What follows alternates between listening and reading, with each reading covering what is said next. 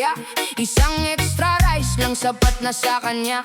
Tahimik kumain habang nakatingin sa ulan. Iniisip paano ahon ang buhay ng pamilya. Nakadukot lang ug sensilyo sa bulsa, pero dako kaayo siyag pangandoy nga dala.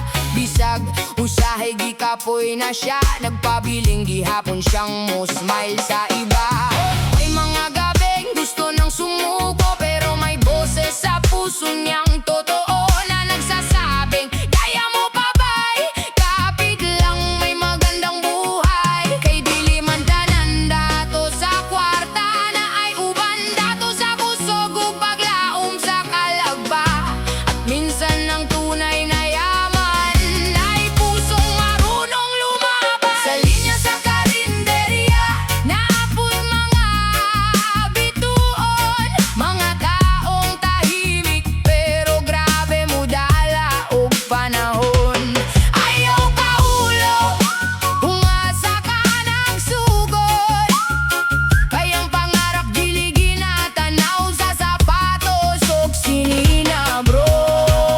Hoy laban lang, padayong gihapon, kahit ginagmay lang imong baon karon. Reggae sa radyo, hope sa dughan, muabot ra gyud imong kadaugan. Dumating ang araw, unti-unti nagbago yung dating kinakapos, ngayon nakatayo, nakapagpatayo ng maliit na negosyo at natulungan pa pamilya at tropa nito. Ug sa kada balik niya sa karinderya, muadto gihapon siya dito kada Sabado baya. Kay dili niya kalimtan ang panahon, nagutom og pangarap ra iyang baoy.